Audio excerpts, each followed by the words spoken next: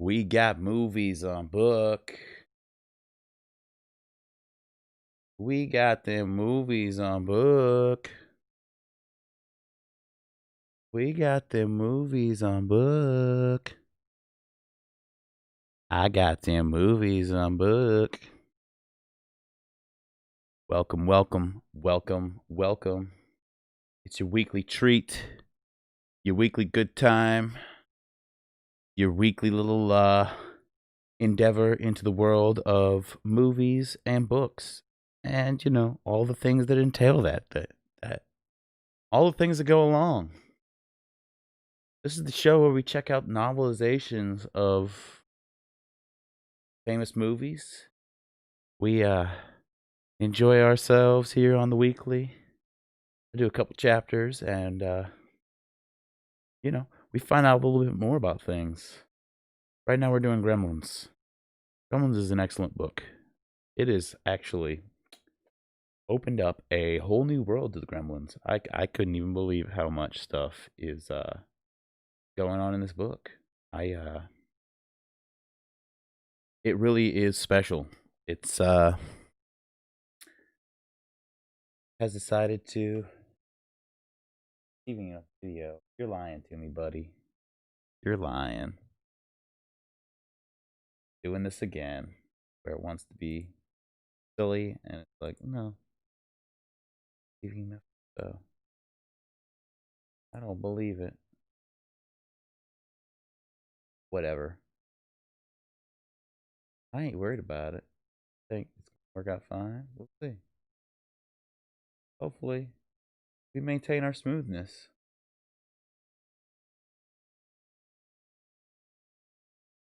Strange, sad, poor. Whatever. My voice coming through? We'll sell. We'll see. All right. Well, we were on the verge of a giant discovery last time. We were ready to just take it off. Somebody, oh my goodness, stop.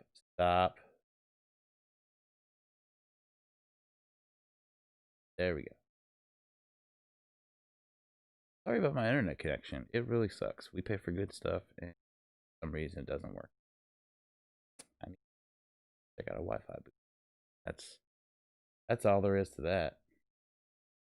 All right, but yeah, they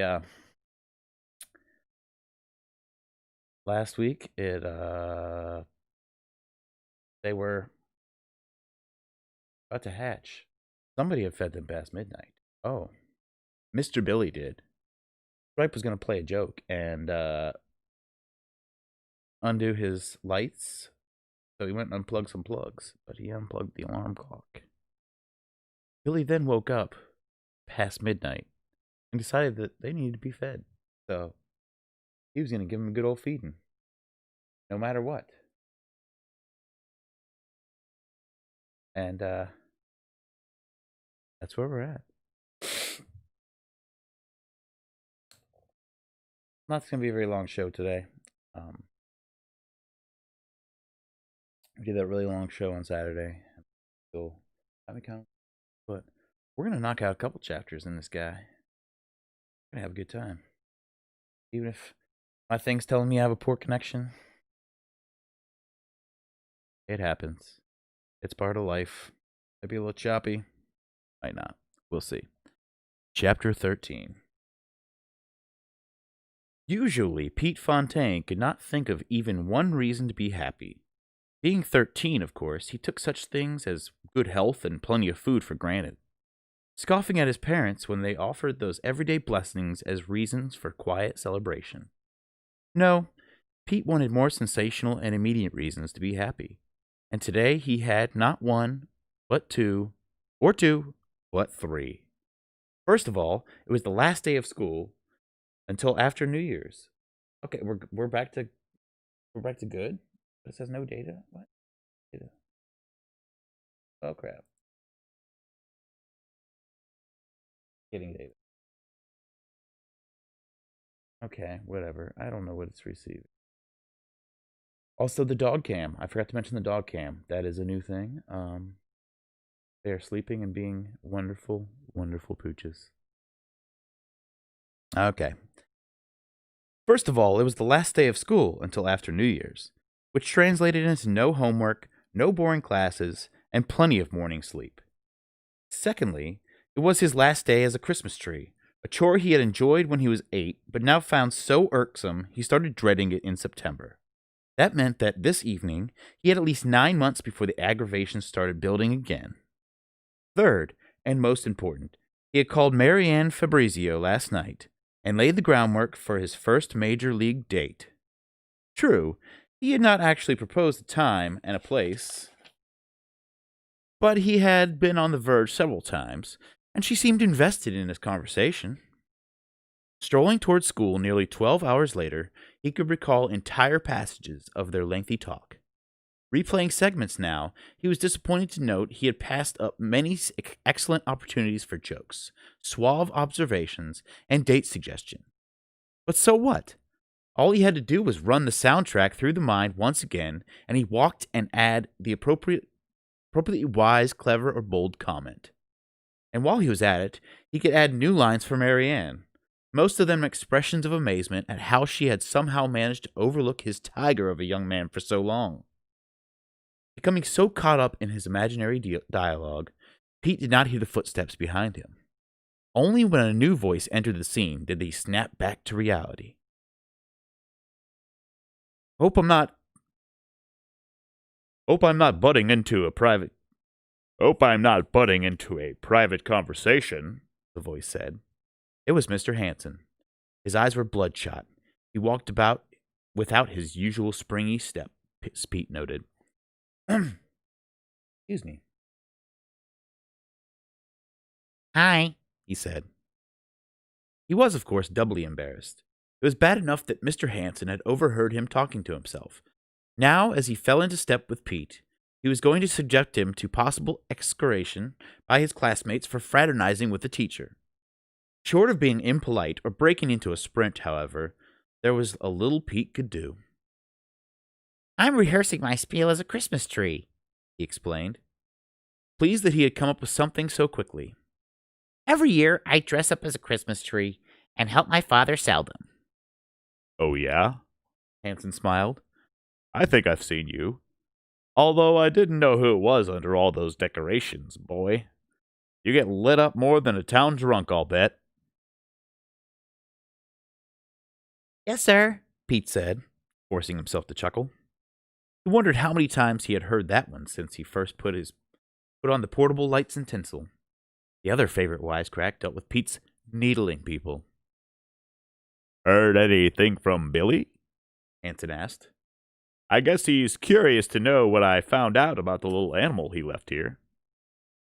Yes, sir. Yesterday he was going to call you right after Christmas. It might take a lot longer than that to solve this biological mystery. Those little furry things may seem simple enough, but so far they've defied classification. They look like mammals, and sometimes they act like reptiles, but they aren't either. At least not in the classic sense. Has he grown any? Pete asked. Not that I've noticed. Why not drop in a minute and see for yourself? Pete nodded, not sure how to say no, as he was curious to see the Mogwai again. When they entered Mr. Hanson's classroom, they were free from the prying eyes of other students. Pete was somewhat relieved, warmed by the school's steam heat. He pulled off his gloves and began unbuttoning his coat as he followed Mr. Hanson through the classroom and into the spacious lab immediately behind it. Good Lord! Pete's field of vision was suddenly obscured by a broad back and shoulders of Hanson, who, after taking a couple of steps into the lab, was propelled backward as if struck by a flying object. What? Pete heard himself calling out, throwing up his hands to ward off colliding with Mr. Hanson. Recovering his balance quickly, Hanson steadied Pete by grabbing his shoulders, then turned and ran into the lab towards a green object tucked in the far corner. Pete followed. From a distance, the object resembled a slimy watermelon, spherical in shape rather than ovate, its skin covered and matted in a large layer of sticky, veiny paste. Several strands of a wire cage in which it had obviously been encased were broken or bent outward by the heavy, pulpy mass.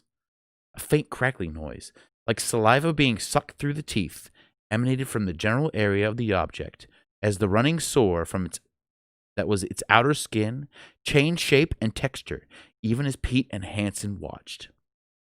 Wow, Pete gasped. Did this used to be that little animal? When did this happen? Last night. Hansen murmured. As he spoke, he began searching in a nearby tool drawer, presently locating a set of wire cutters with which he snipped away the remaining wires of the cage. Why are you letting it loose? Pete asked, looking towards the nearest way out of the lab. I wouldn't. I don't want it to be destroyed or damaged by the wires, Hansen said evenly. There's not much danger to us now. I suspect it's in some sort of pupal stage. Fascinated by the hideous pod, Pete could not restrain himself from reaching out to touch it. He immediately pulled his finger back, looked a moment at the gooey subject stuck to the end of it. Yuck! He said. Seeing that he was about to rub his finger on his trousers, Hansen tossed Pete an old rag. Use this, he said. Thanks.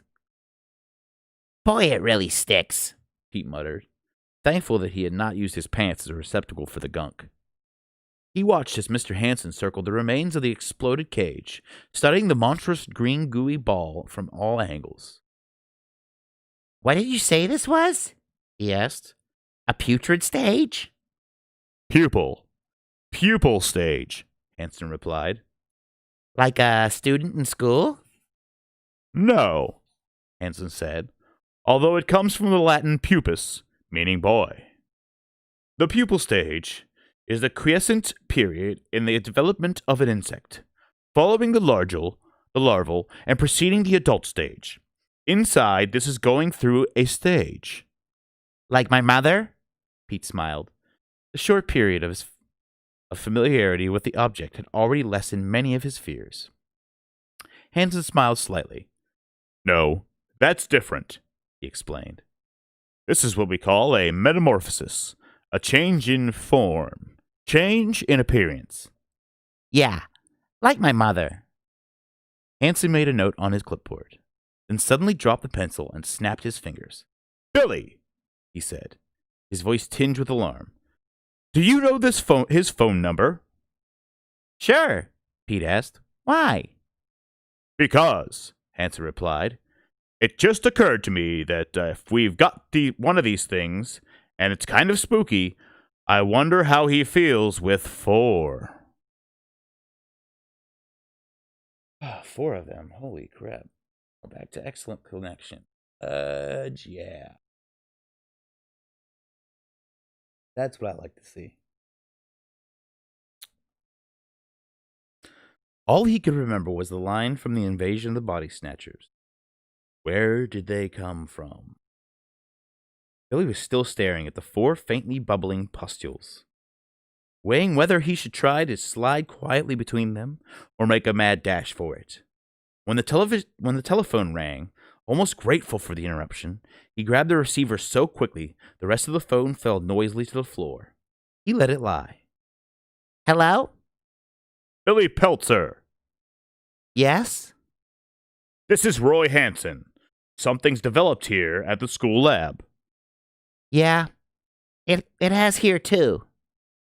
Your 4 mogwai have entered the pupil stage? I don't know what it's called. Hansen quickly described the mass in front of him until he was satisfied Billy had 4 of the same. They must go into this metamorphosis after a certain amount of time, Hansen theorized. That's the only explanation I can give you for what's happening. Did you feed yours after midnight last night? Billy asked. Yes. Now that you mention it, is there anything unusual about that? Pete didn't tell you about feeding them? No. Well, the Chinese boy warned us not to feed them after midnight, Billy said. Pete was supposed to tell you that, but I guess he forgot. Did you feed yours? Hansen asked. Yes, sir. It was a mistake. Somehow the cord on my electric clock got pulled out of my wall. Maybe they did it. Anyway, I thought it was only 11:40, so I fed them something, but I didn't feed Gizmo. Now Gizmo's the same, and the other four are sitting there like they're getting ready to either explode or attack. I seriously doubt that'll happen, Hanson assured him. They may be making little noises, but that's part of the hatching process. In a couple of days, they'll probably turn into some life form that we've never seen before. I can hardly wait, Billy groaned. Then he asked, when is this likely to happen? No idea. Is it all right for me to go to work and leave them? This is going to be a really busy day, but I don't want to leave Mom alone if there's any danger. I'm sure we have some time, Hanson replied. Anyway, show her what happened so we'll be ready to run if these cocoons produce something horrible, and keep them locked in a place where they can't get out. Billy looked at the vegetating masses. There's no way these things could produce anything but monsters, he said direly. Don't be so sure, Hanson murmured. Remember the butterfly. Let's keep in touch the rest of the day, okay? Yes, sir. Billy hung up and finished dressing, all the while watching his new roommates. Gizmo, meanwhile, continued to chatter away, his intonation a mixture of alarm and castigation. Don't worry, Billy soothed. I won't leave you alone with these little things. Lifting Gizmo from his cage and putting him in an old knapsack he found stuffed in the corner of the closet, Billy gingerly picked his way through the field of giant blisters. Arriving at the bedroom door, he remembered a disquieting fact about the locking mechanism. The knob could be locked only from the inside. True, the catch could be turned before leaving and the door closed, but then you couldn't get back in without breaking the lock. Closing the door but not locking it, he went downstairs. His mother was in the kitchen, going about her everyday business of making his breakfast, looking for all the world as if there was just another pleasant day. For her, of course, that was exactly the case. Billy filled her in quickly, watching her expression change from mildly alarmed to briefly amused, and finally to properly horrified. I'd like to see those things, she said when he was finished. Following him upstairs, she gasped when she saw the 4 globs, then stood shaking her head sadly for a long time. The rug is ruined, she murmured. Is that all you can say? Billy demanded, startled by her composure. There's probably a monster inside every one of those pods, and you're worried about the rug. It's a front, she said.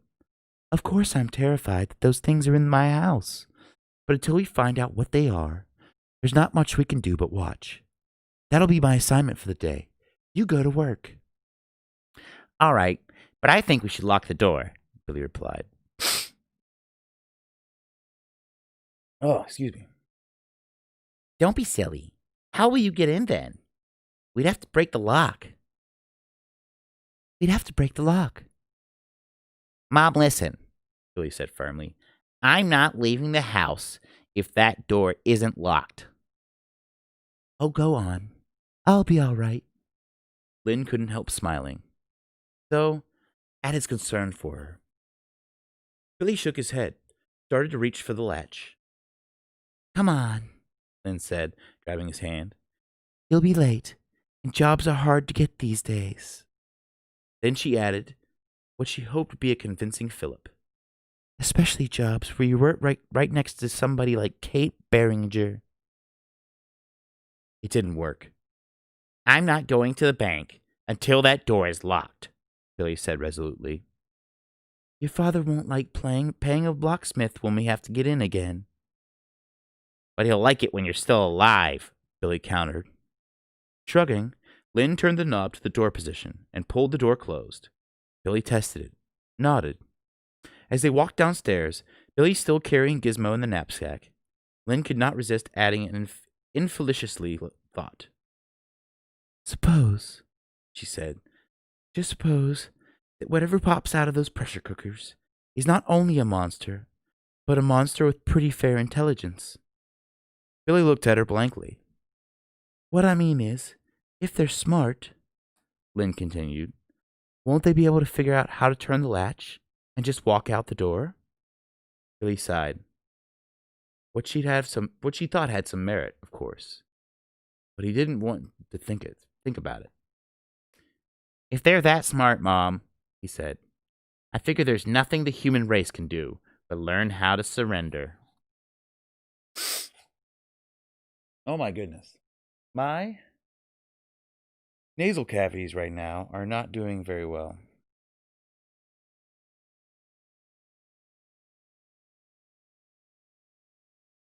It is oh. We're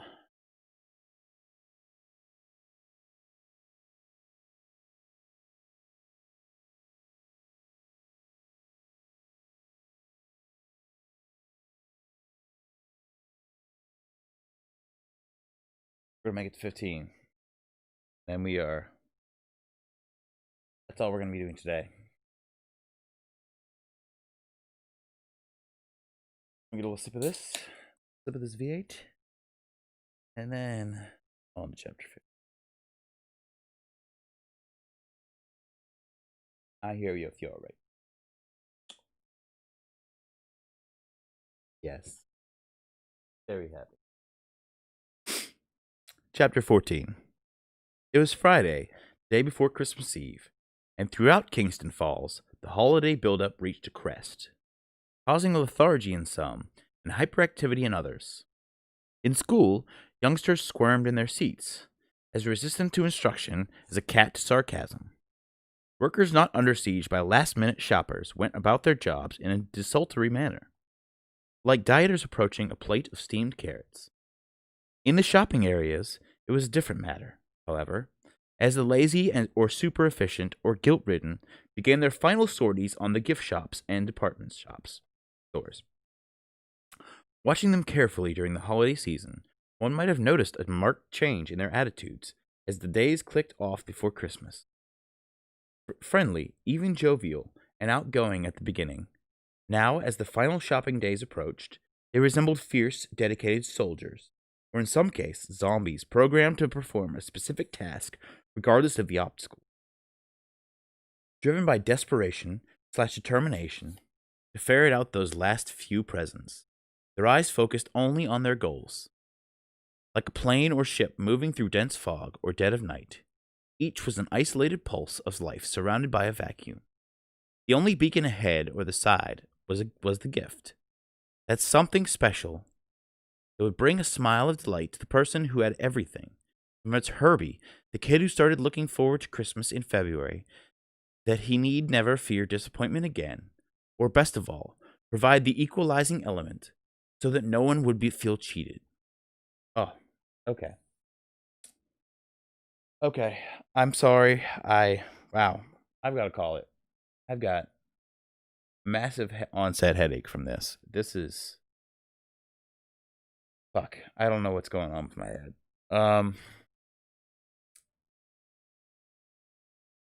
This is really bad. My headache is not good at all. I am sorry for this failing, but I can't go any further. I literally can't think. Okay. New plan. Wednesday at 6. We're coming back. We're reading like 3 or 4 chapters. We're getting a lot of this knocked out. Yeah, my head right now is not good. Holy crap. Major freaking headache. So my one viewer out there, Julie, maybe, whoever, who knows. I am sorry. But geez. Ow. Nah. Okay. I am sorry. Movies on book. Movies on book. See you on Wednesday at 6 o'clock.